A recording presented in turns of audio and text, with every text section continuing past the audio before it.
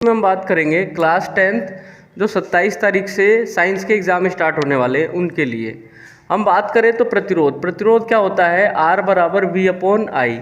ये क्या होता है, ओम के नियम से ही आता है। ये देखा जाए तो प्रतिरोध वो होता है जो धारा के मार्ग में क्या उत्पन्न कर दे, अवरोध उत्पन्न कर दे, उसे प्रतिरोध कहते हैं। अब इसमें ये देखा हमने प्रतिरोधों का संयोजन किसमें, श्रेणी क्रम में। किसमें, श्रेणी क्रम में, यानी सीरीज में करेंगे।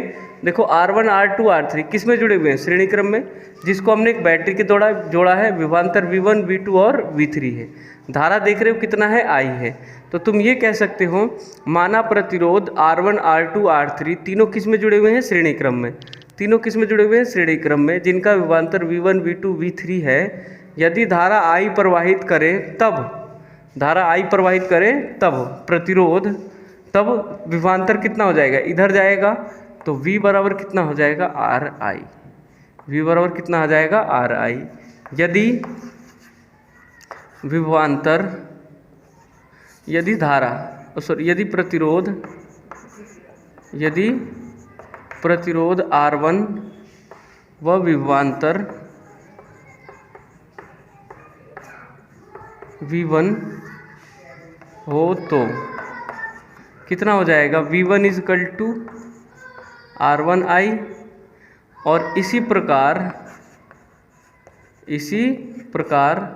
हो जाएगा V2 is equal to R2I, V3 is equal to R3I। Equation first, equation second और इक्वेशन नंबर थर्ड। तो समीकरण एक व दो से कुल विभवांतर, समीकरण 1, 2 व 3 से कुल विभवांतर, क्या चीज़, कुल विभवांतर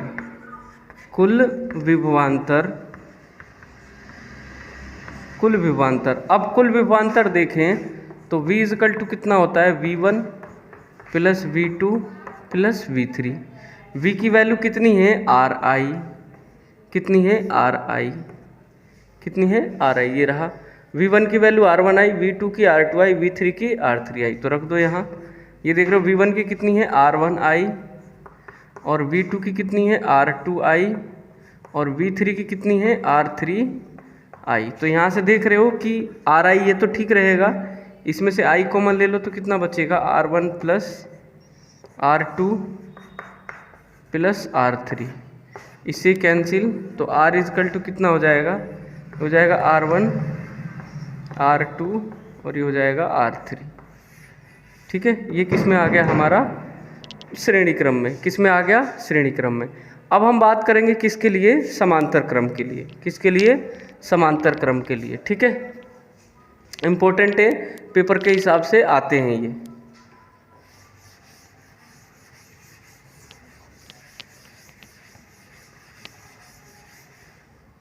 अब किस में बात करते हैं, प्रतिरोधों का संयोजन समांतर क्रम में। किस में, समांतर क्रम, समांतर क्रम में। अब समांतर क्रम का फिगर सेट करूं तो देख लो,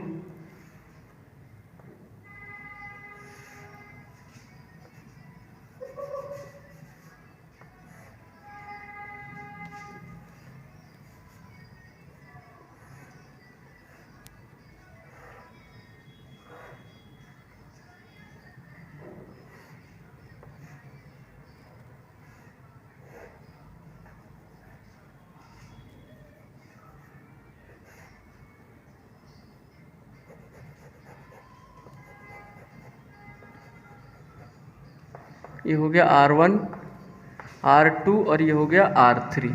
यदि धारा देखो तो धारा तीनों के लिए अलग अलग होगी कि इसके लिए होगा I1, इसके लिए होगा I2 और इसके लिए क्या होगा, I3। ठीक है, और विभवांतर देखो तो एक ही होगा V, कि क्या होगा, एक होगा V। ठीक है, एक होगा क्या चीज़, V, और ये होगी धारा। ठीक है, तो ये तुम्हारे किसके लिए हो गया, समांतर क्रम के लिए। किसके लिए हो गया, समांतर क्रम। अब समांतर क्रम के लिए भी यही लिखना है। माना तीन प्रतिरोध R1 R2 R3 किस में जुड़े हुए हैं, समांतर क्रम में, जिनमें बहने वाली धारा I1 I2 I3 है। यदि विभवांतर V हो तब ओम के नियम से भी लिख सकते हो, नहीं तो ऐसे भी लिख सकते हो। तब हम ये देखें हमारे पास कितना है, V = RI।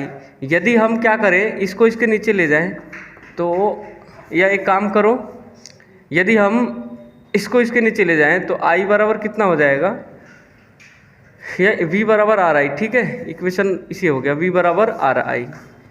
यदि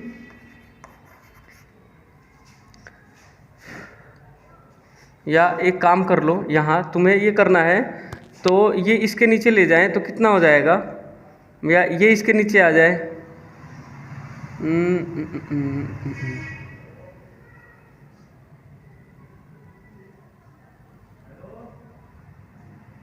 ये हो जाएगा तुम्हारे पास I = V/R। I = कितना हो जाएगा, V/R, क्योंकि इसको इसके नीचे भेज दो तो V/R हो जाएगा। अब ये देखो, जब V/R हो गया, यदि धारा I1 तथा प्रतिरोध R1 हो तो ये कितना हो जाएगा, देखना ज़रा, ये हो जाएगा तुम्हारे पास I1 = V/R1। और इसी प्रकार इक्वेशन नंबर इसे फर्स्ट कह दो, इसी प्रकार इसे कर सकते हो I2 = V/R2 और I3 = V/ कितना हो जाएगा, R3। इक्वेशन नंबर सेकंड कह दो और इक्वेशन नंबर थर्ड कह दो। तो यहाँ देखो तुम्हारे पास कुल धारा क्या होगा, कुल धारा। अब कुल धारा की बात करें तो ये हो गया I = कितना होगा, I1 I2 और ये होगा I3, कितना होगा, I3। तो यहाँ लिख देना समीकरण 1, 2 व 3 से। यहाँ देखो I की वैल्यू कितनी होगी तुम्हारे पास, V/R, और I1 की कितनी होगी, V/R1, और I2 की कितनी होगी, V/R2, और इसकी कितनी होगी, V/R3। सब में से कॉमन देखो तो कितना आ रहा है, ये कॉमन आ रहा है V, क्या बचेगा, 1/R1, 1/R2 और 1/ क्या बचेगा, R3। V से V कैंसिल, तो ये तुम्हारे पास फाइनली प्रूफ आ जाएगा 1/R = 1/R1 1/R2 plus 1/R3। और ये कौन से क्रम में हो जाएगा, समांतर क्रम में। और ये तुम्हें क्या करना है, प्रूफ करना है। ठीक है, ये कौन से हो गए, प्रतिरोधों का संयोजन। अब हम इसी वीडियो में ही बात करेंगे ओम के नियम, और भी जो नियम है अच्छे उनको अभी बता रहे हैं। ठीक है,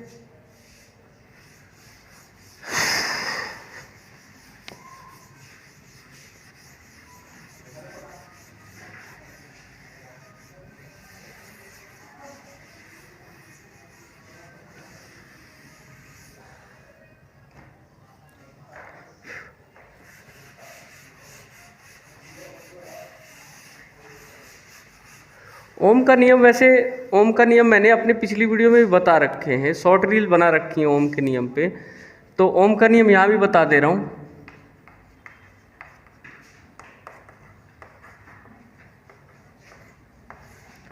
ओम का नियम होता है कि जैसे मान लिया हम कोई भी चालक लें, उस चालक की भौतिक अवस्था में बिना परिवर्तन किए उसमें धारा प्रवाहित करने पर उसका जो विभवांतर होता है वो धारा के कैसा हो जाता है, समानुपाती। मैंने क्या बोला, किसी भी चालक या कंडक्टर को लेकर यदि हम उसमें करंट फ्लो करते हैं तो वो जो उसमें जो करंट के द्वारा उत्पन्न विभवांतर है वो उस धारा के कैसी हो जाती है, समानुपाती हो जाता है। यानी कि V समानुपाती कितना हो जाएगा, I। अब समानुपाती का साइन हटा दो, कांस्टेंट क्या आ जाएगा, R। तो हो जाता है V बराबर RI, जहाँ प्रतिरोध एक क्या हो जाता है, नियतांक, और मात्रक देखो तो क्या हो जाएगा इसका, ओम। मात्रक क्या हो जाएगा, ओम। ठीक है, ये था।